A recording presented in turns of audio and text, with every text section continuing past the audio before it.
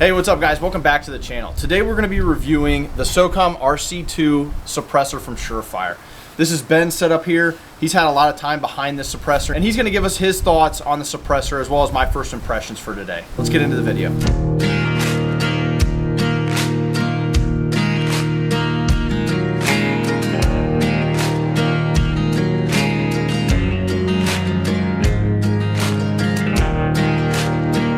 All right, so Ben, you brought your setup in. Can you talk about specifics? Why did you set up this way and why the Surefire? So before the ATF shows up, starts kicking our doors in, saying that we're breaking all kinds of laws, that's not the case. There is a Form 4 that has been filed and completed for the suppressor and a Form 1 filed and completed for the stock, making this a legal short-barreled rifle. So let's get the legal stuff out of the way first. Yes, deal with it. This is my personal setup. It's a Daniel Defense DD-M4 V7P. It's the pistol model of the 5.56 rifles. Got a 10.3 inch barrel on it, so it's good for CQB work. It's good for short range things that you want to be up close and tight with. I'm running a Trijicon MRO on this gun, and I've got a Surefire War Comp that works with the Surefire RC2 suppressor here. Makes it where you can use the QD mount on the suppressor. Ben, what attracted you to the Surefire RC2? Why'd you go with that suppressor? So the Surefire RC2 here is what's used by SOCOM. They actually have a contract with SOCOM.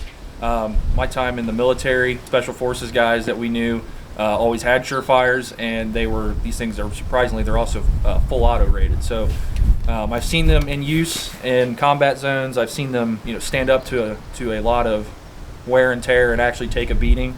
I will say this: they are a little more pricey, but you do get what you pay for. When it came time to buy a suppressor for this rifle, the rifle was expensive. I like expensive things, so I went with the more expensive and better put together suppressor as to other suppressors. Well, and Surefire has the name behind it. It has, obviously that reputation, so reliability is one of the most important things, especially in your context with SWAT and everything. 100%. So Ben, everybody wants to know, what are the specs on this can?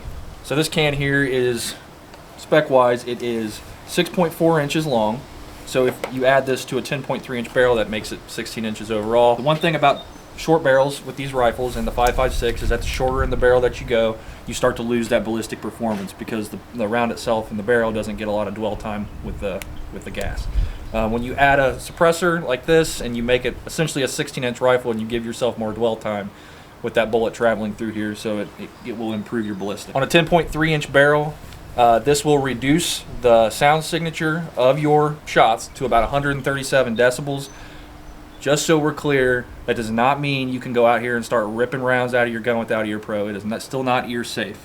That's not necessarily the point of suppressors. The point of suppressors is to reduce that sound, reduce the flash, and make it more comfortable for yourself, for those around you. And if you're firing inside a structure, you're not going to be getting pounded by the concussion of that weapon. So that's a big reason why we use these on SWAT. So if you are engaging a target inside a structure, you're not deafening everyone else around you. You're not essentially slapping them in the face with your concussion. These suppressors will reduce your first round flash, like from the muzzle of the gun, by about 99%. It's very effective. And if that still isn't enough for you, you can do what's known as a wet shot, which means that you would take any liquid that you could find, get creative. It doesn't matter what it is. It's not going to hurt this suppressor here. You would dump it in the suppressor, put it on the gun, and you could fire it, and it would get rid of almost all of your first round signature. So flash hiding capabilities, this thing is obviously very well off. I mean, yes.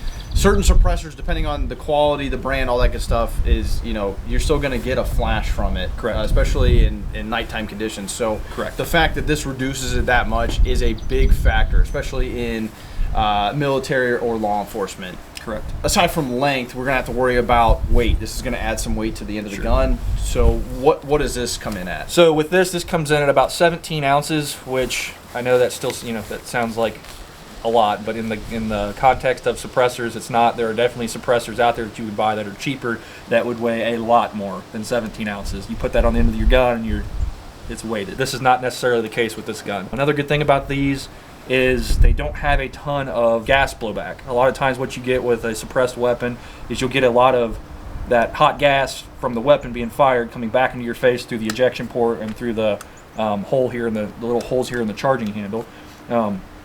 You don't get a lot of that. There's still some because you're firing a suppressed weapon, but it's not nearly as bad as other suppressors where you fire two, 3, 4 rounds and you're choking and your eyes are burning.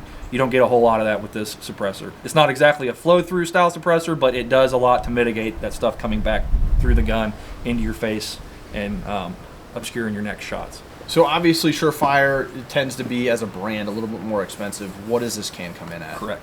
So this can right now, I think if you go and you look, it's about $1,200. That's about what I paid for it. And I believe that was even around Christmas. So usually you would think they would have something on sale. That wasn't necessarily the case. But I would say it was $1,200 well spent. And then on top of that, you have to think when you're going to buy your suppressor, you have to have a Form 4. So that's going to be another $200 tax stamp. So you're up to about $1,400 now. I would say this: if you have plans on building a short-barreled rifle, you are going to want to suppress it. You need to try to plan this out so you have you give yourself enough time to get all the parts you need. I would make this the first thing you buy because it's going to be a year or more generally before you get this thing when you file your Form 4. The ATF is in no hurry to hand these out to people. Make sure you plan that. That way you kind of put your gun all together at once and you're not just sitting around waiting for it to show up because it's going to be a minute. Yeah, that's a good point. I mean, if you're pricing your short-barreled rifle out and you're planning on buying a suppressor, like Ben said, it's going to take so long for you to get it. Get ahead of it. If you're already planning on getting one, again, make that the first thing you do just because the wait time is insane. Good, Ben. So with all that being said, I think we need to get out there. We need to shoot it. Press, unsuppress. It has the ability to have the QD attachment, which is nice, so we can pop that thing on and off, and we'll show you guys the differences as well as heating this thing up. At what point does it get hot? And then we'll, again, give our thoughts at the end and go from there. All right, guys, we want to shoot this with the War Comp. No suppressor at this time, just to give you an idea of what it's going to sound like. Now, our microphone isn't going to give you the exact effect of it at home, obviously, but we'll at least be able to tell a little bit of a difference at home, and then we'll give our feedback as we're out here. Just know that with this 10.3-inch barrel, we're doing you all a favor because it's about to slap us in the face. Yep. All right. Set a few down.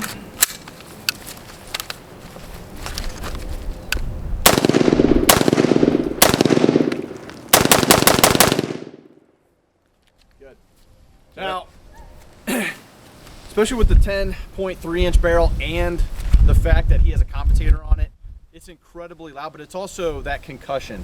So we have an enclosed area, but we're still outdoors. Now we find ourselves inside, we're doing CQB. Yes. It is going to, like he said, slap you in the face. It's going to be, not a good time with that compensator. So let's throw, quick detachment. It's awesome. You just throw that on. As you guys can see, it just clips on to the War Comp here, twist till it locks, then you tighten the ring, and now it's on. That's all you got to do. It's that simple. To take it off, it's the process in reverse. Comes off, slides off, on. That easy.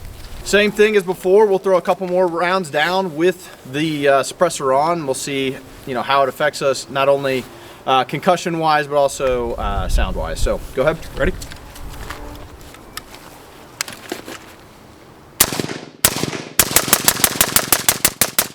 So one thing we're going to see here too is how quickly this suppressor is going to heat up. All those hot gases are traveling through the baffles here, and it heats up extremely quick. So part of the reason I'm wearing gloves today is because if you were to touch this with your bare hand right now, it's going to be hot.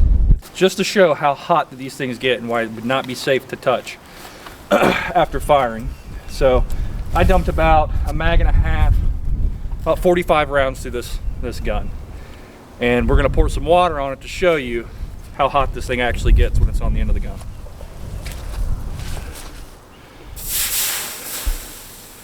Keep going. That would easily take the skin right off your hand. So be careful if you run a bunch of rounds through this. I would say don't even grab it if you put 10 rounds successfully through this can. And that's consistent with most cans, right? Yeah, I mean, that's not just Surefire. That's if you're running any type of suppressor, make sure that you give it a chance to cool down. Cool it down with some water. Water's not going to hurt it. Or just let it cool in the air before you go grabbing it and trying to take it off the gun. All right, guys, that's our review of the Surefire RC2 suppressor. Ben was kind enough to come out here, shoot it a bunch, and show the capabilities of it as well as specs. So when you guys are doing your research online, and deciding is this the right suppressor for you based on price point, based on specs, all that good stuff comes into play, right? You guys can make an informed decision on if this is the right suppressor for you. Surefire didn't pay us to do this today. We have no relationship with Surefire, and I would say that this is going to be the suppressor that I would actually recommend. So unbiased review, this is the one you went with, this is the one you purchased out of your own pocket, and that's what you like. Correct. And you put a ton of rounds in it. Ben has a lot of experience with this suppressor as well, and nothing but good things, right? Nothing but good things. So guys, with that, make sure you go to forcefrontier.com for all of our upcoming training. We have a store-wide sale on all plate carriers like you see us wearing today.